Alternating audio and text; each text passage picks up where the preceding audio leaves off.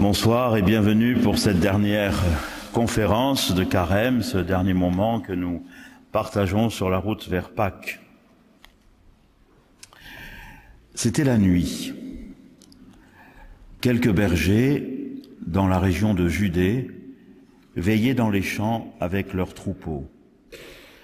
Et voici qu'un ange survint près d'eux, les enveloppant d'une étrange clarté. Ils prirent peur, mais l'ange leur dit « Soyez sans crainte, car voici que je vous annonce une grande joie qui sera celle de tout le peuple. Aujourd'hui, vous est né un Sauveur, qui est le Christ Seigneur, dans la ville de David. » Ces paroles de l'Évangile selon saint Luc, que nous connaissons bien parce que nous les relisons chaque nuit de Noël, nous mettent sur la voie, chers amis, d'une quatrième façon de répondre à la question que Jésus avait posée à ses disciples sur son identité. « Qui dites-vous que je suis ?» Il n'est pas seulement l'ami, ni l'image, ni le Fils, comme nous l'avons vu les semaines précédentes. Il est aussi, et c'est même fondamental, le Sauveur. Aujourd'hui, vous est né un Sauveur. C'est d'ailleurs la signification du nom de Jésus, tel que l'ange l'avait expliqué à Joseph au début du récit de saint Matthieu. « Joseph, fils de David, ne crains pas de prendre chez toi Marie, ton épouse, car ce qui a été engendré en elle vient de l'Esprit Saint. Elle enfantera un fils et elle l'appellera du nom de Jésus, car c'est lui qui sauvera son peuple de ses péchés. » Jésus, Yeshua, signifie en effet « Dieu sauve ». L'ange donc avait dit au berger « Aujourd'hui, Séméron, en grec, vous est né un Sauveur. » Et dans le récit de saint Luc, et vous l'avez sur votre livret, il y a d'autres aujourd'hui qui vont ponctuer les grands moments de la vie de Jésus. Souvenez-vous d'abord du moment où Jésus, après avoir été baptisé au Jourdain, puis tenté au désert, inaugure sa prédication en revenant en Galilée et en allant prier, comme à son habitude, le jour du sabbat à la synagogue de la petite ville de Nazareth, là où il avait grandi. Et lorsque Jésus, ce matin-là, lit le texte du prophète Isaïe, tous avaient les yeux fixés sur lui, et il dit « Aujourd'hui, Séméron, s'accomplit à vos oreilles ce passage de l'Écriture. » Or, ce passage décrit justement le programme de l'action du Sauveur, porter la bonne nouvelle aux pauvres, annoncer aux captifs la délivrance et aux aveugles le retour à la vue, renvoyer en liberté les opprimés, proclamer une année de grâce de la part du Seigneur. Je relève encore deux autres aujourd'hui qui ponctuent la vie de Jésus dans le récit lucanien et que vous avez sur votre livret, parce qu'ils ont trait au salut. D'abord, et c'est un passage propre à saint Luc, qui est le seul à raconter cet épisode, il y a la rencontre de Jésus avec Zachée dans la ville de Jéricho, juste avant la dernière montée de Jésus à Jérusalem, celle qui le conduira à sa passion. Dans ce petit passage, au chapitre 19, il y a deux fois le mot « aujourd'hui ». Zachée avait grimpé dans un sycomore, vous vous rappelez, pour voir Jésus, parce qu'il y avait beaucoup de monde et qu'il était de petite taille. Mais Jésus lève les yeux et c'est lui qui le voit, et il lui demande de descendre de l'arbre. « Garde, dit-il, il me faut aujourd'hui, Séméron, demeurer chez toi. » Zachée descend, le reçoit avec joie et proclame son intention de donner aux pauvres la moitié de ses biens et de rendre au quadruple ce qu'il a extorqué aux personnes qu'il a volées. Mais comme certains, mécontents de ce que Jésus soit allé loger chez un homme pécheur, murmuraient contre lui, Jésus précise à tous ce qu'est le salut qu'il est venu apporter. Et vous l'avez sur votre livret, « Aujourd'hui, Séméron, le salut est arrivé pour cette maison, parce que lui aussi, Zachée, est un fils d'Abraham.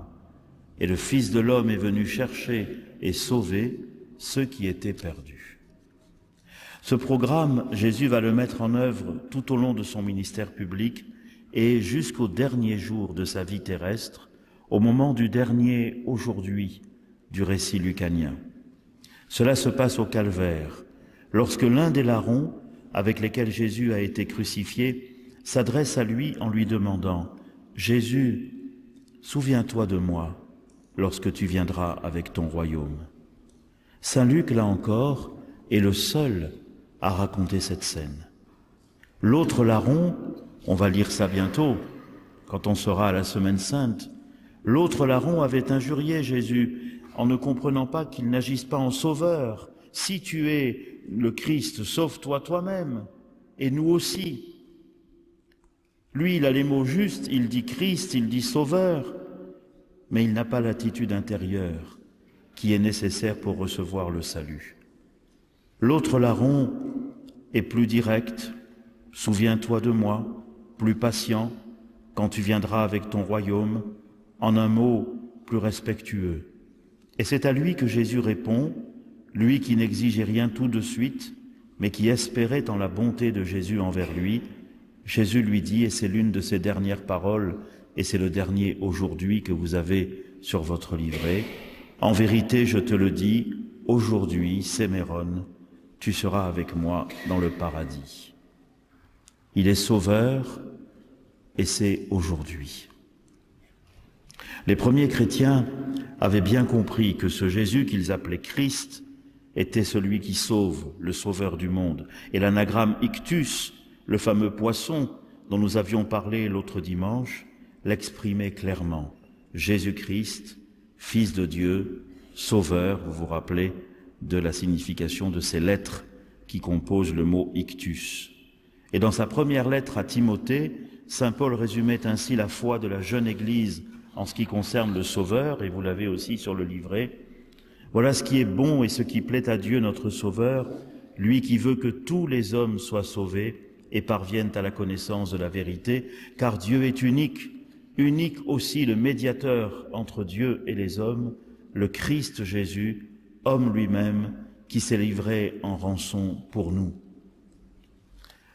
Au fil des siècles, la tradition de l'Église a exprimé de multiples manières la façon dont Jésus était le Sauveur, en essayant de ne pas perdre de vue ces deux aspects exprimés par saint Paul dans la lettre à Timothée, ce qu'on vient de lire. D'une part, l'universalité de l'offre du salut. Dieu veut que tous les hommes soient sauvés et parviennent à la connaissance de la vérité. Et l'autre aspect, c'est l'unicité du médiateur du salut. Il n'y a qu'un seul médiateur du salut, l'homme Christ Jésus. Et dans le livre des Actes, on peut lire « Il n'y a pas d'autre nom sous le ciel par lequel nous devions être sauvés, hors celui de Jésus. » Dans un premier temps, ce soir, je voudrais brièvement recueillir avec vous quelques-unes des harmoniques du salut à travers l'histoire de notre héritage dogmatique. Et puis nous reviendrons une dernière fois sous la forme d'un épilogue christologique à l'histoire des premiers conciles œcuméniques qui nous a déjà bien occupés. Mais cette dernière page, ce soir, est l'une des plus belles de l'histoire de l'Église. Et puis je terminerai par quelques remarques de conclusion en prenant un autre texte, celui de Jean 21, lorsque Jésus demande à Pierre, « Pierre, m'aimes-tu » Pour nous préparer à cela, nous allons prier un moment. Jésus, tu sais tout, tu sais bien que je t'aime.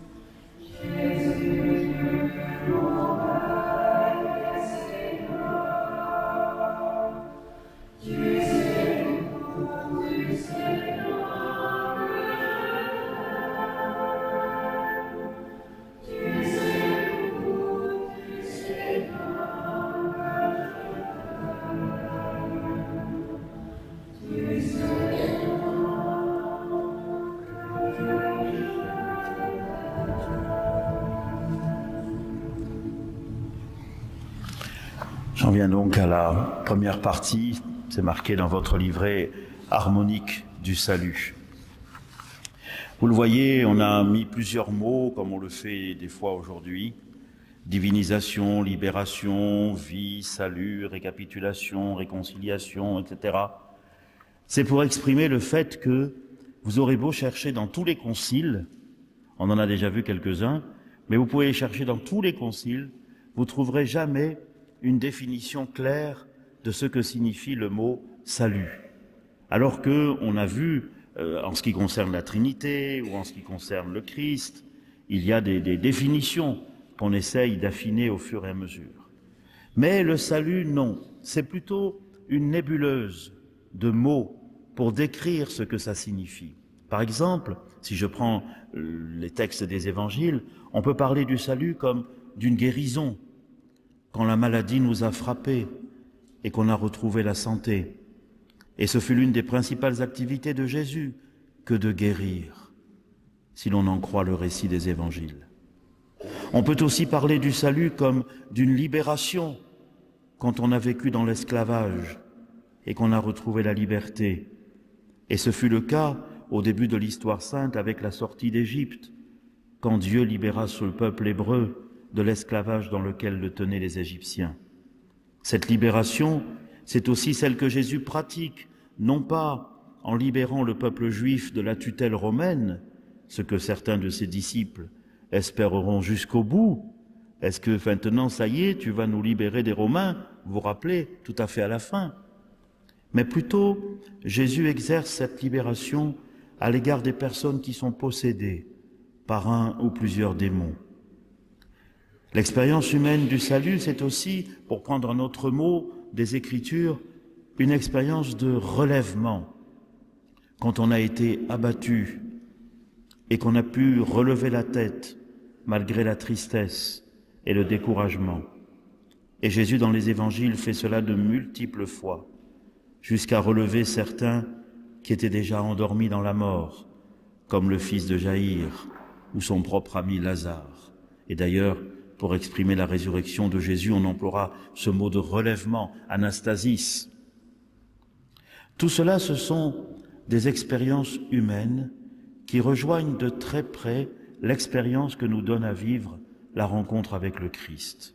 Et si l'on avait le temps humain de cette année, parce que là, on pourrait multiplier des exemples où, d'une façon chaque fois particulière, la rencontre avec Jésus a bouleversé la vie d'hommes et de femmes qui, parce qu'ils ont trouvé le salut que le Christ a apporté dans leur vie, se sont mis à croire en lui et à le suivre, jusqu'à demander à l'Église d'être plongés, baptisés dans la foi des chrétiens, ce que nous allons vivre avec eux à la nuit pascale. 193 dans le diocèse de Marseille. Il faut élargir notre prière pour eux. C'est la raison pour laquelle on ne trouvera pas, à cause, voyez, de ces multiples expériences, on ne trouvera pas une définition dogmatique de ce qu'est le salut, mais plutôt une nébuleuse de termes. Alors vous l'avez sur votre livret, et puis je voudrais qu'on regarde, si vous voulez bien, quelques-uns. Par exemple, chez saint Irénée, qu'on connaît bien maintenant, c'est le salut, c'est la récapitulation. Voyez, vous avez marqué Florilège des Pères. En toute son œuvre qu'il avait jadis modelée, qu'il avait jadis modelée, il l'a récapitulée en lui-même. Récapitulant en lui-même Adam, lui, le Verbe, c'est de Marie encore vierge qu'à juste titre, il a été engendré d'une manière qui récapitule la formation d'Adam. Voyez, pour Irénée, le Verbe n'a pas pris un autre limon que celui qu'il avait pris pour la création, mais il a tout récapitulé. Et il récapitulera tout, comme dit saint Paul, à la fin, lorsque le Père récapitulera les choses du ciel et celles de la terre, les êtres visibles et les êtres invisibles, sur un seul chef, sous un seul chef, le Christ. Voilà, la récapitulation, voyez, on le voit dans les icônes quand Jésus descend aux enfers. Il n'y en a pas un qui échappe à ce mouvement, s'il le veut bien, de récapitulation en Christ. Voilà, si on interrogeait Irénée, ce qu'il dirait du salut. Mais on peut en interroger d'autres. Par exemple, Cyril d'Alexandrie, que vous avez juste après, lui, il dit « Dans le Christ, donc, est vraiment libérée la race d'esclaves qui s'est élevée à l'union mystique avec celui qui porte la forme d'esclave. » Vous, maintenant, il n'y a même plus besoin de mettre entre parenthèses que c'est Philippiens chapitre 2. On l'a vu ensemble. N'est-il pas évident pour tous qu'il s'est abaissé à la condition d'esclave sans en retirer aucun profit pour lui-même, mais pour nous faire don de lui-même, afin que nous soyons enrichis par sa pauvreté, élevés par notre ressemblance à lui jusqu'à son bien propre et excellent, et que nous apparaissions par la foi Dieu et enfants de Dieu. Vous demandez à saint Cyril et à d'autres aussi des pères grecs, qu'est-ce que c'est le salut? Ils disent, c'est la divinisation, c'est que nous devenions Dieu, c'est que nous soyons adoptés comme fils de Dieu, que ceux que Jésus nous a donnés, que lui qui était le Fils par nature et qui s'est fait l'un de nous pour que nous devenions comme lui, fils adoptifs de Dieu. Et donc le salut, c'est l'entrée dans la vie de Dieu, d'où le thème de la vie aussi, très important pour exprimer ce qu'est le salut. Je suis la résurrection et la vie, ou je suis le chemin, la vérité et la vie. Alors on pourrait encore... Alors on va en prendre un autre. Il y en a beaucoup, évidemment, on ne peut pas tous les prendre. Mais je voudrais qu'on prenne celui... vous voyez, alors après, oui, vous avez un beau texte d'Augustin que vous pourrez lire aussi. Et Augustin, pour lui, c'est le médiateur, c'est-à-dire celui qui fait le lien entre les hommes et Dieu. C'est pas quelqu'un qui est à cheval entre les deux. Il est pleinement homme et il est pleinement Dieu et il fait le lien. C'est lui, l'unique médiateur du salut. Si on saute un peu quelques siècles, on va prendre Anselme. J'ai pris Anselme parce qu'on en a déjà parlé. Vous vous rappelez, Anselme de Canterbury, qui était né dans le Val d'Aoste en 1033, et puis qui ensuite est parti comme moine au Bec et Loin, puis après comme archevêque à Canterbury. Voilà, on avait déjà un peu parlé de lui. Alors lui, évidemment, il vit dans un tout autre milieu. Chez lui, c'est plutôt la loi féodale. Et alors, pour lui, évidemment, il faut se référer à la culture de son temps. C'est pas du tout la même que celle d'Irénée, ni que celle de Cyril. Pour lui, le point de départ, c'est, voilà comment ça marche. Et voilà son axiome. La gravité de l'offense est proportionnelle à la dignité de l'offensé. Par exemple, moi, si je donne une gifle à Thomas Mélac, c'est grave. Mais si je donne une gifle au pape, c'est encore plus grave. La gravité de l'offense est proportionnelle à la dignité de l'offensé. Et alors il dit, qu'est-ce que c'est le péché? C'est comme une gifle qu'on donne à Dieu. Alors là, du coup, la dignité de l'offensé est tellement haute qu'on se demande comment on va faire. Alors, Anselme de Canterbury écrit un livre qui s'appelle Cur Deus Homo. Pourquoi un Dieu homme? Et alors, au livre 2, au chapitre 6, il y a ce petit dialogue. C'est un dialogue d'Anselme. C'est surtout Anselme qui compte. Boson, vous allez voir, il dit rien, mais c'est juste pour qu'il y ait le dialogue. On peut le lire, vous l'avez sur votre livret. Or, dit Anselme, cela ne peut se faire s'il n'est personne qui acquitte à Dieu pour le péché de l'homme quelque chose de plus grand que tout ce qui est, hormis Dieu. Boson dit, eh oui, il en est ainsi. Anselme, celui aussi qui, de son bien, pourra donner à Dieu quelque chose qui surpasse tout ce qui est sous Dieu, est nécessairement plus grand que tout ce qui n'est pas Dieu. Boson, qui a compris aussi vite que vous, je ne puis le nier.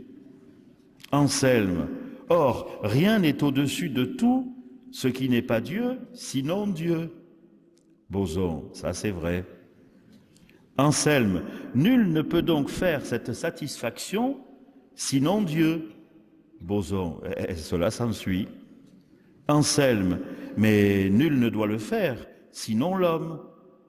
Sinon l'homme ne satisfait pas. Boson, rien ne me semble plus juste. Anselme, s'il est donc nécessaire, comme il est établi, que la cité d'en haut soit menée à la perfection avec des hommes, et si la chose n'est possible que si la satisfaction susdite, que nul ne peut faire sinon Dieu, et nul ne doit faire sinon l'homme, il est nécessaire qu'un Dieu homme la fasse. Boson, béni soit Dieu, car voici que nous avons trouvé quelque chose de grand. Poursuis donc comme tu as commencé, et j'espère que Dieu nous aidera. Voyez ce que ça veut dire, voilà. Pourquoi il faut un Dieu homme? Eh bien parce que pour satisfaire, voyez, l'idée c'est que il faut, on l'avait nous dans Minuit chrétien, il faut apaiser le courroux. Alors pour ça, il faut pouvoir le faire et il faut devoir le faire. Pour devoir le faire, il fallait que Jésus fût homme, mais pour pouvoir le faire, il fallait que Jésus fût Dieu. Voilà. Un autre thème, une autre façon de dire les choses. Vous en auriez encore beaucoup, on ne va pas toutes les lire. Vous avez ici, après, vous avez un beau texte de saint Thomas d'Aquin. Si on dit à saint Thomas d'Aquin, mais qu'est-ce que c'est le salut? Il répondra, c'est la grâce. C'est par la grâce de Dieu que nous sommes sauvés. Et il dira des choses merveilleuses que vous pourrez lire aussi. Et puis, pour résumer tout ça, on peut lire le texte du Concile de Trente. Donc là, on est beaucoup plus tard, au XVIe siècle. On va le lire ensemble. Et en le lisant, on peut penser au catéchumène. Parce que ce texte du Concile de Trente dit, à sa façon, beaucoup de choses qui sont dans l'expérience des catéchumènes. Le Concile déclare en outre que le commencement de la justification chez les adultes, alors voilà un autre mot, vous voyez, on a dit récapitulation, satisfaction, divinisation, justification, on peut mettre réconciliation, voilà, plein de mots. Donc le commencement de la justification chez les adultes doit être cherché dans la grâce prévenante de Dieu par Jésus-Christ. Voilà tout l'apport de saint Thomas d'Aquin qui est aussi là derrière. C'est-à-dire par un appel de lui qui leur est adressé sans aucun mérite préalable en eux. De la sorte, ceux que leurs péchés avaient détournés de Dieu se disposent, poussés et aidés par sa grâce, à se tourner vers leur justification en acquiesçant et en coopérant librement à cette grâce. Ça dit exactement le chemin que nous faisons. Et en coopérant, ça veut dire aussi que il ne s'agit pas simplement de recevoir la grâce, mais qu'il faut aussi œuvrer dans l'esprit comme le Christ. Voilà tous ces mots. On pourrait, encore une fois, en rajouter d'autres, mais voilà toutes les harmoniques du salut qui nous disent que le salut est une expérience personnelle, que chacun décrira avec ses propres mots, mais qui toujours, selon la foi chrétienne, revient au Christ. C'est lui le sauveur du monde et c'est lui le sauveur de chacun.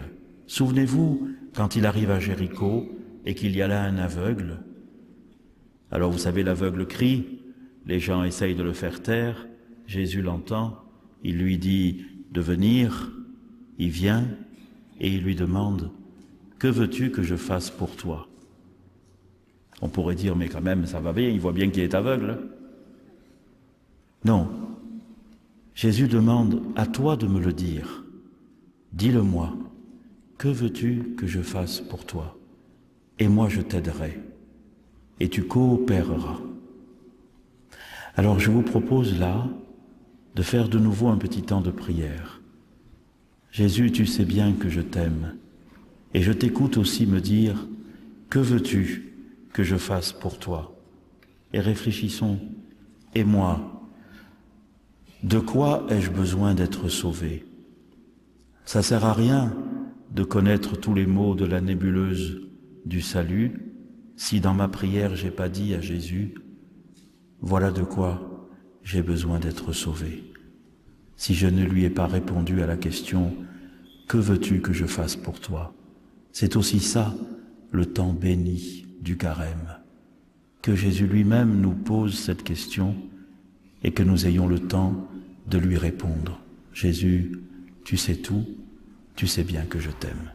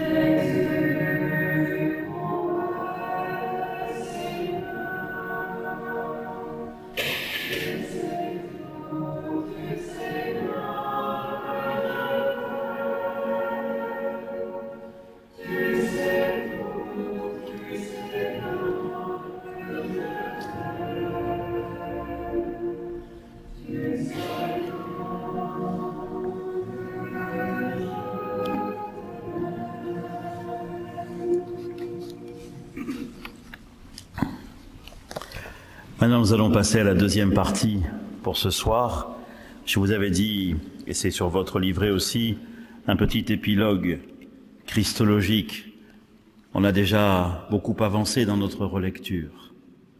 Après la belle définition de Chalcédoine, précise et équilibrée, que nous avions découverte ensemble dimanche dernier, il n'y eut plus de grande avancée dogmatique dans la façon de comprendre le mystère du Christ. Après de multiples discussions, on avait établi, vous vous en souvenez, que Jésus, le Verbe de Dieu fait chair, était vraiment homme et vraiment Dieu, consubstantiel au Père dans sa divinité, consubstantiel à nous dans son humanité. Et l'on s'était même mis plus ou moins d'accord sur le vocabulaire capable de désigner en lui, sans réduire son mystère, ce qu'il était. Il était un, et on avait choisi le mot personne ou hypostase pour désigner cette unité, mais il y avait aussi en lui de l'humanité et de la divinité, sans mélange ni confusion, sans séparation ni division, et l'on avait opté, afin d'exprimer ce qui en lui était deux, pour le mot nature. Vous vous rappelez de tout cela? On l'avait synthétisé dans le livret de la semaine dernière. On avait même précisé qu'il était une personne en deux natures, et non pas une personne à partir de deux natures, comme si à la fin il n'y avait plus qu'une seule nature, la nature divine. Je vous redis que cette définition christologique de Chalcédoine tient une place centrale dans l'histoire des conciles, et je ne saurais trop vous encourager à la relire et à la retravailler. Sur le papier, tout était donc à peu près clair, mais dans les faits, les divisions et les querelles ressurgirent très vite. Déjà, à vrai dire, le concile d'Éphèse avait été refusé par un certain nombre de chrétiens qui ne tenaient pas nécessairement la position de Nestorius, mais qui n'admettaient pas le comportement quelque peu brutal, vous vous en souvenez aussi, qu'avait eu Cyril en face de lui.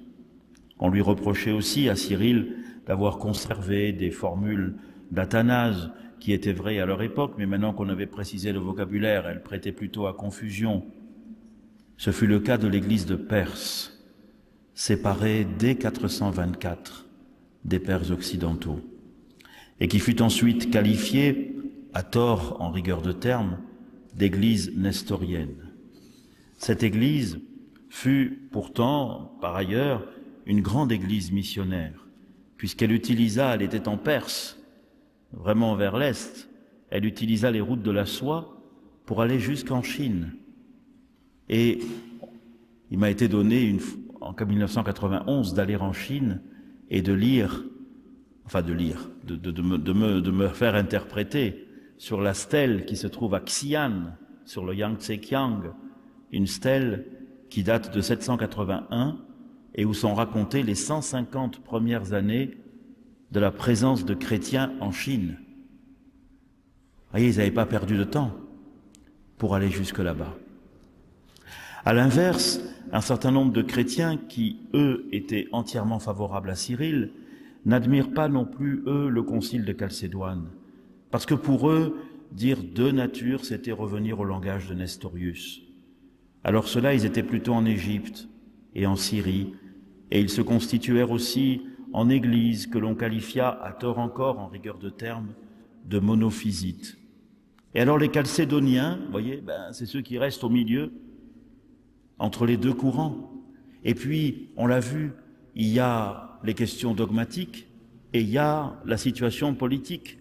Et il y a des peuples qui vont se trouver entre deux empires, je pense à l'Arménie par exemple, et qui ne sauront plus exactement de quel côté il faut aller, parce que la question des natures et des personnes, c'est bien beau, mais la question de la survie du peuple, c'est important aussi. Alors, on hésitera un peu, on passera du côté du monophysisme, on passera du côté des Chalcédoniens, et voilà. De plus, au VIe siècle, l'Occident et l'Orient du bassin méditerranéen connurent des situations très différentes, qui ajoutèrent à la barrière linguistique déjà très dommageable entre le latin et le grec, un fossé culturel et politique de plus en plus grand.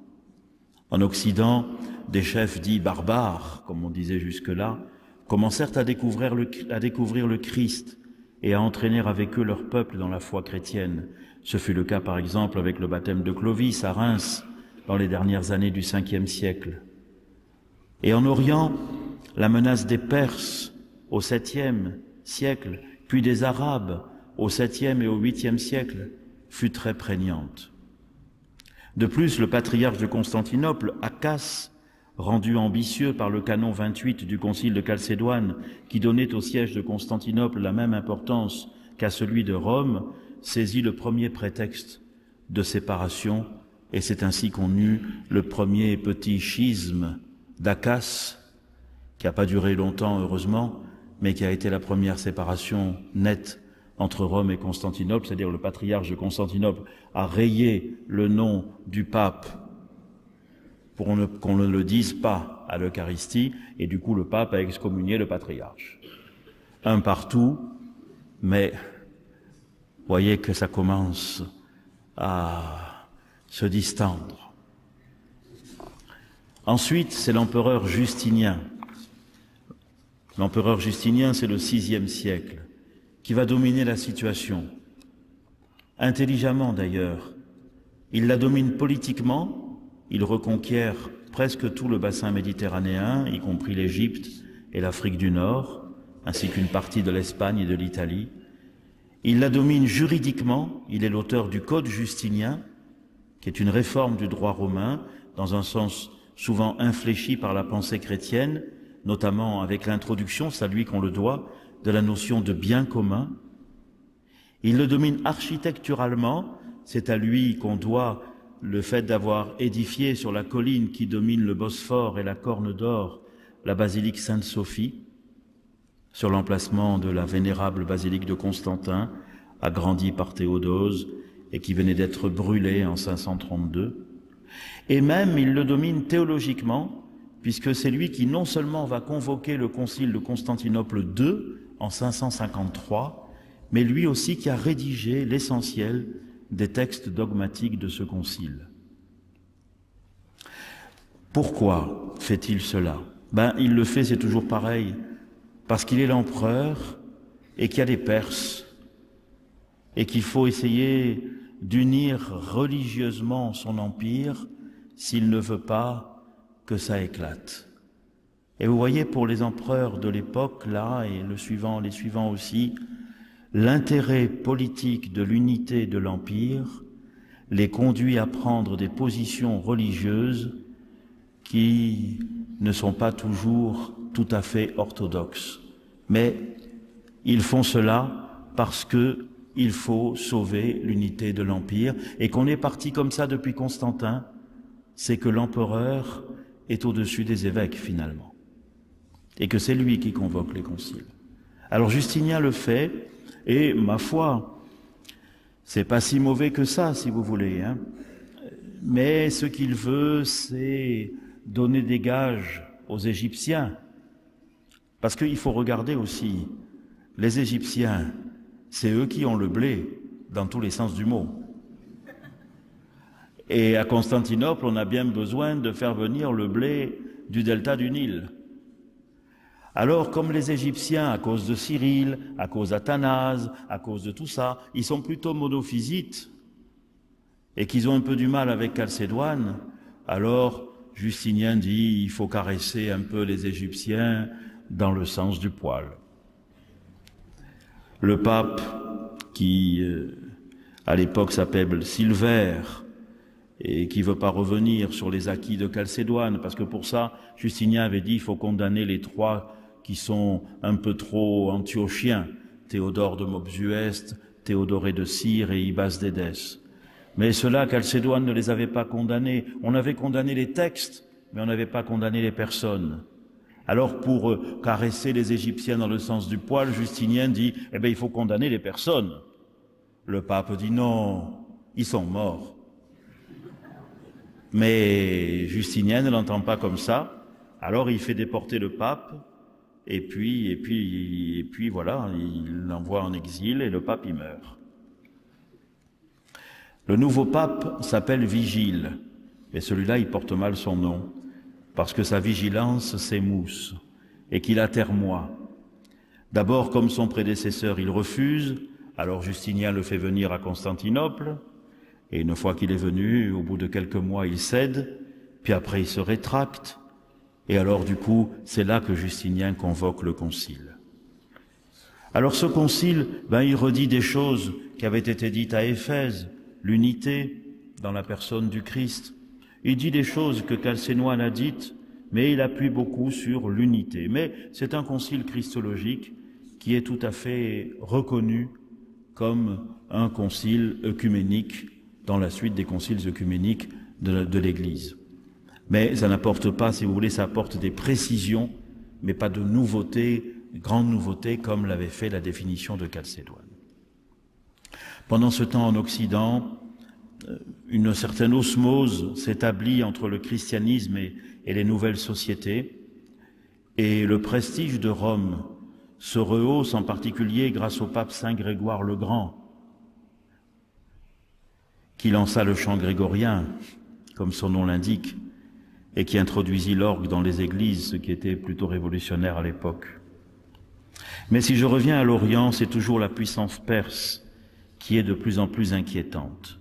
Et là arrive alors cette page merveilleuse de l'histoire de l'Église. C'est que en 600, enfin ça commence pas bien, mais vous allez voir. En 610, les Sassanides, c'est la dernière dynastie iranienne, ou perse plutôt, avant que ne gagne la présence musulmane. Mais donc les Sassanides, qui sont dirigés par Khosroès II, ont pris et saccagé Jérusalem. Ils ont emporté la vraie croix et ils ont emmené des milliers de déportés, dont le patriarche de Jérusalem, dans leur capitale à Ctésiphon, qui est à peu près à 30 km au sud-est de la Bagdad actuelle. Le nouvel empereur de Constantinople s'appelle Héraclius. Et alors lui, il décide d'aller ramener la croix à Jérusalem. Héraclius, c'est le premier des croisés, si vous voulez. Ça, ce serait une autre histoire, mais c'est avec lui que ça commence. Il faut aller chercher la croix. Il y parvient en 628, après avoir provoqué la chute de Khosroès. Mais seulement, il a gagné, c'est un prestige. Seulement, il s'est aperçu que dans la bataille, les monophysites, ils suivaient pas forcément tout le temps aussi bien, quoi. C'est-à-dire que les divisions à l'intérieur pouvaient aussi pénaliser la possibilité d'obtenir la victoire. Il l'avait obtenue quand même. Mais la question de l'unité religieuse de l'Empire, encore une fois, devient première. Alors il se dit que, vous vous rappelez, la semaine dernière, on a parlé de ce balancier entre l'unité et la distinction. Il se dit que il faut reprendre le balancier, il est allé trop du côté de la distinction, il faut le ramener du côté de l'unité. Alors il s'allie avec le patriarche de Constantinople, qui à l'époque s'appelle Serge, et tous les deux ils disent, bon, d'accord, il y a une personne en deux natures, mais du point de vue de l'action, du principe d'action, de l'énergie, il n'y en a qu'une dans le Christ. On appelle ça le monoénergisme. Et puis même, ils disent, du point de vue de la volonté du Christ, il n'y en a qu'une. On va pas dire qu'il y en a deux, sinon il saurait plus qu'est-ce qu'il veut, le pauvre. Donc il n'y en a qu'une. Et comme ça, en disant qu'il n'y en a qu'une, on va faire plaisir aux Égyptiens qui, eux, préfèrent l'unité à la distinction. Alors ils écrivent là-dessus pour dire, bon, voilà, désormais, tout en étant fidèle à Chalcédoine, on dira qu'il y a une seule énergie, monoénergisme, et une seule volonté, monotélisme, téléma, une seule volonté dans le Christ. Tout va bien, apparemment, sauf pour trois personnes. D'abord, Sophrone, qui est patriarche de Jérusalem. Celui-là, il dit, ça sent pas bon, ça, hein. On va revenir à Éphèse. Le deuxième, c'est Martin. Martin, qui avait été nonce à Constantinople, avait un peu vu tout ça. Il revient ensuite à Rome et en juillet 649, il est élu pape. c'est Martin Ier. Et lui, comme il a vu à Rome que vraiment ça ne pouvait pas donner du bon, le fait que les empereurs soient autant interventionnistes dans les questions de l'Église, alors que tous les papes jusque-là, depuis Constantin, l'avaient fait, lui, il est élu pape et il n'avertit pas l'empereur. Et surtout, il ne demande pas à l'empereur la permission d'être consacré. L'empereur le prend très mal. D'autant que, on est en juillet, Martin Ier convoque pour octobre 649 un concile au Latran. Et là, dans ce concile, où il y a plusieurs centaines d'évêques, mais plutôt de l'Occident, il dit clairement qu'on ne doit pas dire qu'il n'y a qu'une volonté dans le Christ, c'est pas possible. Il fallait bien que le Christ ait une volonté humaine par laquelle il acquiesce à la volonté divine. D'ailleurs, il n'y a qu'à lire Gethsémani. Non pas ma volonté, mais la tienne. Et puis voilà, et puis il faut que la volonté humaine du Christ, elle joue son rôle. 649, octobre 649. L'empereur est fâché. Il demande à l'exarque qui est à Ravenne, qui s'appelle Olympios, d'aller à Rome pour arrêter Martin. Sauf que saint Olympios, qui était un peu ambitieux, se dit ouais, je suis à Ravenne, maintenant je vais à Rome, et lui se déclare empereur. Alors bon, ça va pas loin, mais ça s'arrête là, ça donne quelques mois de répit au pauvre Martin, qui finalement sera quand même arrêté et envoyé à Constantinople. Et là, en plus, on l'accusera de complicité avec l'autre qui avait voulu être empereur. Il est condamné et il est envoyé en exil en Crimée, où il meurt en 655. Martin Ier est le dernier pape martyr. À partir de là, les choses changent. Ça va être fini, le coup de l'empereur qui décide de la foi. Et j'ai dit 3 personnes, Sophrone, Martin, et le 3e, c'est Maxime. Maxime, lui, il était né en 580 dans la Palestine byzantine. Et il était entré dans un monastère, là-bas, en Palestine. Et bon, c'est un type qui a beaucoup travaillé, mais qui fut aujourd'hui, on dirait finalement, après avoir été moine, il est devenu un errant ou un migrant. Parce que, à cause des Perses, il a dû fuir la Palestine pour se réfugier à Constantinople en 626. Puis après, à cause des émeutes et tout ça, il a dû fuir Constantinople pour se réfugier à Carthage. Puis après de Carthage, il est arrivé à Rome et il était là en 649 lorsque Martin Ier était devenu pape. Mais Maxime, lui, avait bien compris que on ne pouvait pas supprimer la réalité humaine du Christ et que la réalité humaine du Christ, c'était sa volonté aussi, sa liberté. Quelle page extraordinaire pour défendre la liberté humaine du Christ qui, pour nous sauver, a dû le vouloir humainement, le décider comme nous. Pour sauver ça, on sauve aussi la liberté de l'Église à l'égard du pouvoir politique. Maxime fut évidemment arrêté, emmené à Constantinople. Il y a un premier procès.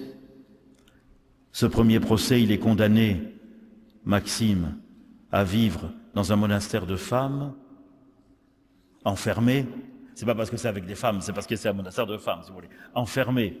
Mais ce qui est extraordinaire, c'est que ces monastères-là qu'il ne connaissait pas, il finit en discutant avec les femmes, avec les moniales, par les convaincre, si bien qu'elles deviennent d'accord avec lui, si bien même qu'elles refusent l'Eucharistie de celui qui venait célébrer chez elles, mais qui n'était pas d'accord avec Maxime. Si bien qu'au deuxième procès de Maxime, et ça c'est terrible, toutes les moines, les moniales de ce monastère seront brûlées vives. Ah non, ça rigole pas. Et Maxime, lui, continue. Et puis le dernier procès de Maxime. Et à ce moment-là, il est avec un diacre qui s'appelle Anastase. Et pour l'empêcher de nuire définitivement, on lui arrache la langue et on lui coupe la main droite. Puis il est envoyé, déporté, en Lazique, c'est-à-dire une petite région qui est sur les pentes du Caucase, au sud de la Crimée, vers la Géorgie. Maxime est mort le 13 août 662, c'était un samedi. On raconte que sur son tombeau, là, en haut dans un monastère qui était sur la montagne, 3 lampes brûlaient chaque soir, on ne sait pas comment.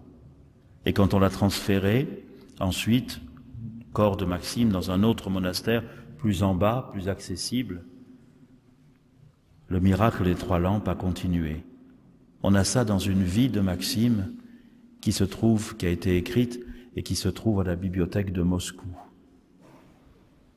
Et ce Maxime est très vénéré en Géorgie. Maxime le confesseur. C'est l'une des plus belles pages. Cet homme, voyez, a donné toute sa vie pour qu'on ne supprime pas la beauté, la grandeur, la nécessité, la vérité de l'humanité du Christ. Il a une formule que je condense ainsi: il fallait que notre salut fût voulu humainement par une personne divine. Il fallait que notre salut fût voulu humainement par une personne divine.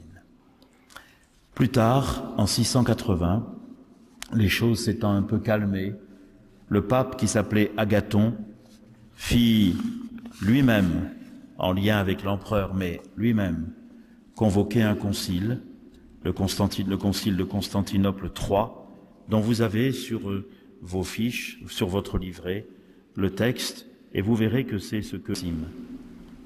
Nous proclamons de la même manière en lui, selon l'enseignement des saints-pères, 2 volontés ou vouloirs naturels et 2 activités naturelles, sans division, sans changement, etc., etc. Voilà cette belle page. Je vous propose un petit temps musical pour nous aider à nous approprier cela. Il fallait que notre salut fût voulu humainement par une personne divine.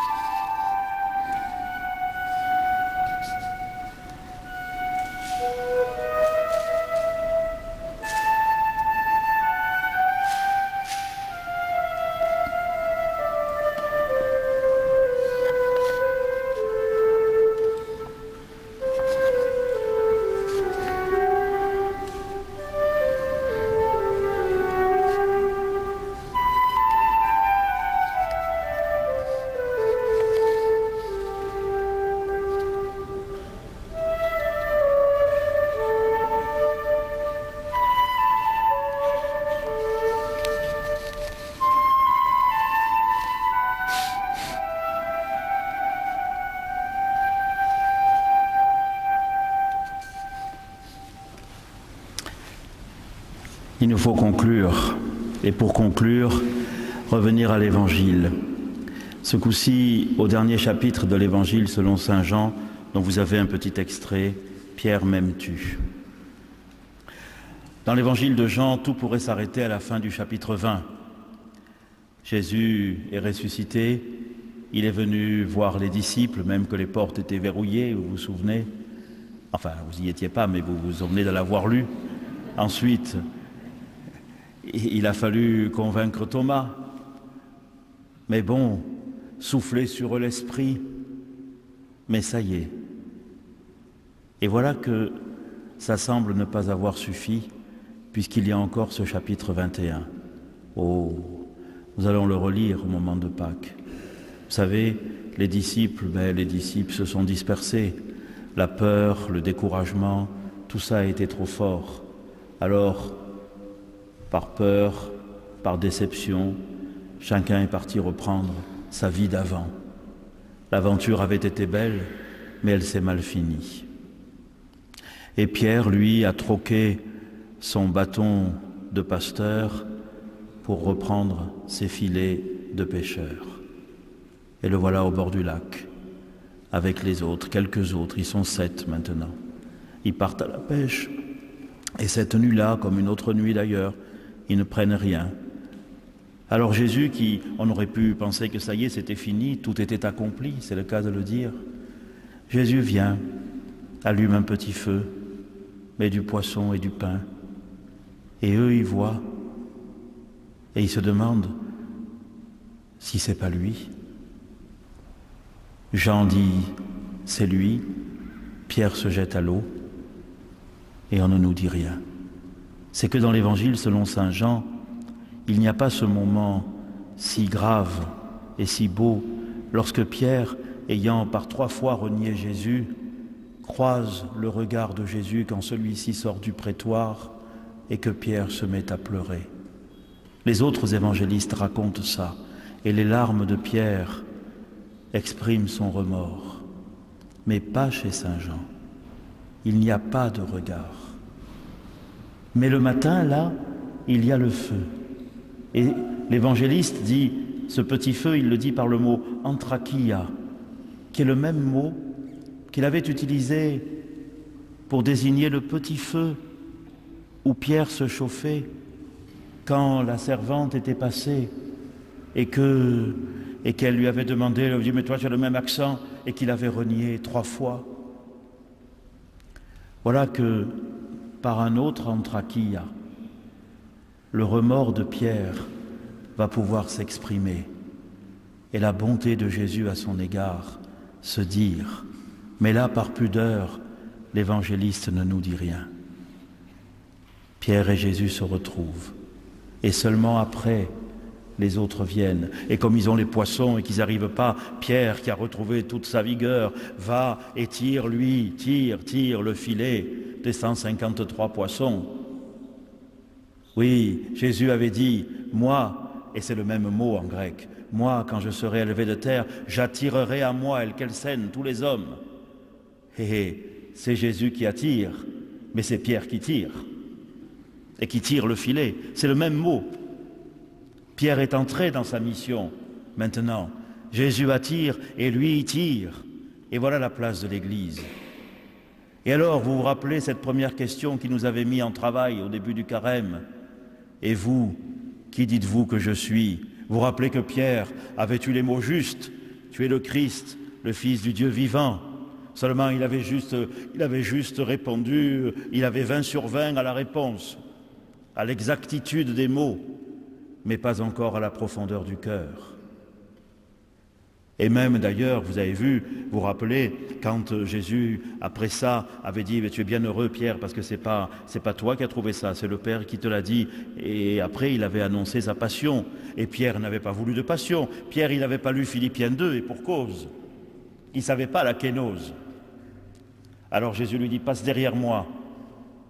Tes pensées ne sont pas celles de Dieu, mais celles des hommes. » Mais maintenant, à la fin, Jésus n'a plus besoin qu'on lui dise des formules. La nouvelle question, c'est « Pierre, m'aimes-tu » 3 fois.